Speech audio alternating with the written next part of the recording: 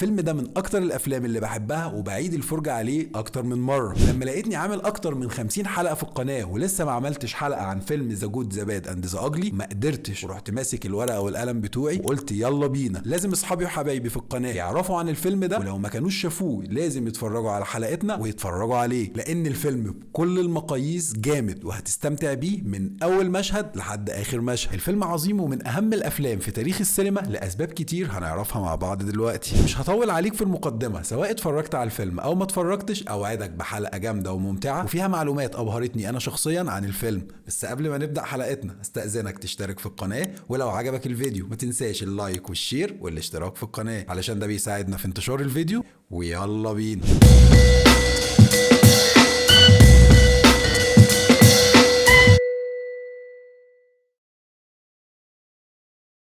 يا مساء الفل على الكل. احب ابدا الحلقه ان اقول لك واصدمك ان فيلم ذا جود ذا باد اند ذا اجلي مش فيلم امريكاني خالص. ايوه زي ما بقول لك كده، الفيلم اوروبي وتصور في اسبانيا ومخرجه ايطالي ومعظم الممثلين الثانويين ايطاليين واسبان. ده حتى لغه الفيلم الاصليه مش انجليزي، والمخرج كان جايب مترجم علشان يترجم للابطال توجيهات. بص يا سيدي، قبل ما نتكلم عن الفيلم وجماله وحلاوته نتكلم بايجاز عن الجنرا بتاعت الفيلم واللي هي الويستر، او بالتحديد الاسباجيتي ويستر. ايه بقى هو الاسباجيتي ويسترن ده؟ الاول افلام الويسترن زي ما كلنا عارفين هي افلام الغرب الامريكي اللي فيها كاوبوي والحصنه والباونتي هانتر، وتعودت السينما الامريكيه على شكل محدد لافلام الويسترن بالبطل الوسيم اللي لابس بدله على سنجة 10 ومعاه مسدس جديد وبيلمع. ومن اهم مميزات البطل ده انه لازم يكون شريف وعنده مبادئ، وفي الغالب بيبقى شرف القريه او المأمور بتاعها، وبينقذ اهل القريه او الست الغلبانه من العصابه او من شويه الاشرار اللي بيهاجموهم كل شويه. وفضل هو ده القالب اللي شغاله بيه هوليوود من الاربعينات لحد الستينات. لكن تيجي موضة الستينات بافلام الاسباجيتي ويسترن، ودي افلام بميزانيات قليله قوي بالنسبه لافلام هوليوود، وابطال شباب اجرهم مش عالي قوي زي النجوم بتاعت هوليوود. وبتناقش الافلام دي حكايات جديده ومختلفه وجريئه وفيها عنف زياده شويه. البطل في افلام الاسباجيتي ويسترن مش لازم يكون وسيم خالص ولا حتى شريف، والشخصيات بتبقى عنيفه وجريئه اكتر. وكانت الافلام دي بتتصور في اوروبا بعيد عن جشع وجبن منتجين واستوديوهات هوليوود.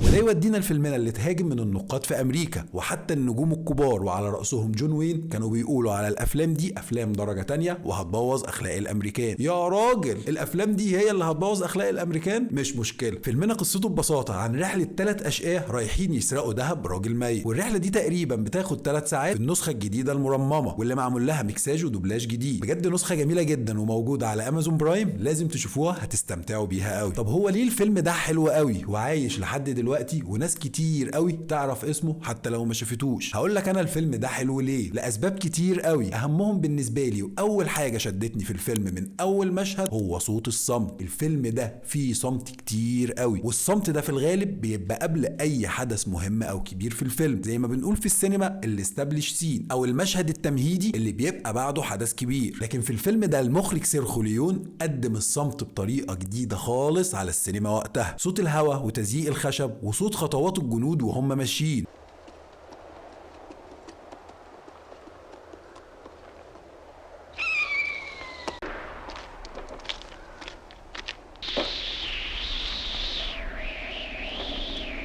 كل الحاجات دي استخدمها المخرج على انها صمت وبتمهد للمشاهد اللي بعد كده. وبنسمع الصمت ده مع مشاهد وايد قوي وواسعه جايبه مساحات كبيره، والممثلين احجامهم صغيره قوي في الكادر، وبيلحقها بمشاهد اكستريم كلوز اب او مشاهد قريبه قوي قوي قوي من الوش، لدرجه انك بتشوف مسام جلد الممثلين. والتنقل بين اللقطات الواسعه قوي والضيقه قوي دي بيعيشك جوه الاحداث وجوه اللوكيشن وجوه هدوم الممثلين كمان، وبتبقى مستعد للحدث الجامد اللي جاي اللي في الغالب بيبقى ضرب نار او مدفع، ولازم تتخض وتتثبت مكانك وتكمل عشان تشوف ايه اللي هيحصل بعد كده.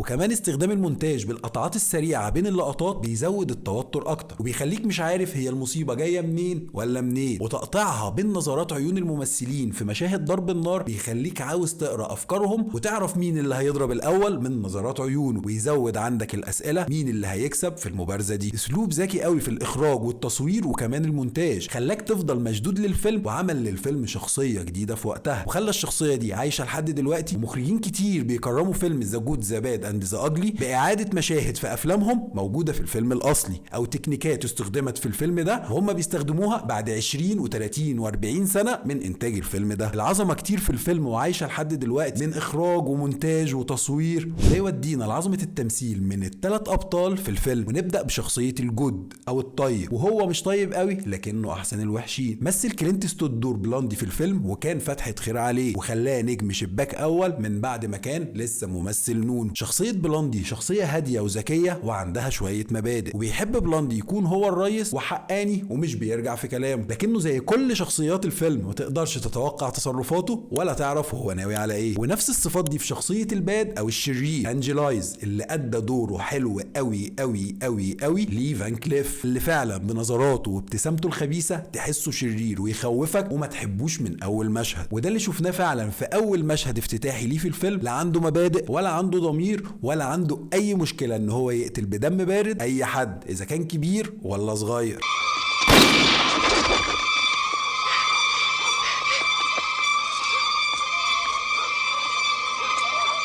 وفي صفات مشتركة بينه وبين بلوندي ان هما الاتنين بيحبوا يكونوا الريس وما بيرجعوش في كلامهم خالص. والصفات دي عكس شخصية توكو خالص، شخصية القبيح اللي من احلى الادوار في السينما كلها، مش في الفيلم ده بس، لسببين مهمين مالهمش تالت. اولا شخصية توكو مكتوبة حلوة قوي، وهي اكتر شخصية ظهرت لينا على الشاشة، وليها مشاهد كوميدية كمان بتربطك بالشخصية اكتر. When you have to shoot, don't talk. وثانيا اداء إيلي واليش الخالد، اللي هو سبب من اسباب ان اتفرج على الفيلم ده تاني وتالت ورابع كمان. وبرغم قبح الشخصيه، لكن دي اكتر شخصيه حبيتها في الفيلم، وحبيت اداء إيلي واليش جدا بكل انفعالاته وحركاته ونظراته اللي بتموتني من الضحك. ده حتى في اعنف لحظاته في الفيلم كان بيضحكني برضه وما بحسش انه شرير خالص. توكو ما عندوش اي مبادئ ويبيع اي حد واي حاجه علشان مصلحته، وزياده على كده كمان لسانه الطويل قوي. لكني حبيته جدا علشان دمه الخفيف، واوقات كتير كنت بحس انه غبي وبيصعب عليا بغباء. وممكن اكون حبيته برضه علشان هو الشخصيه الوحيده في الفيلم اللي عرفنا جزء من تاريخها، وتعاطفت معاه جدا في مشهده مع اخوه في الكنيسه. يا راجل ده هو الوحيد اللي عرفنا اسمه سداسي في الفيلم وحفظته كمان، توكو بنديكتو باسيفيكو خوان ماريا راميرز. لكن التانيين واحد اسمه بلوندي والتاني اسمه انجل ايز، وما نعرفش عنهم اي حاجه، زي ما يكونوا مقطوعين من شجر.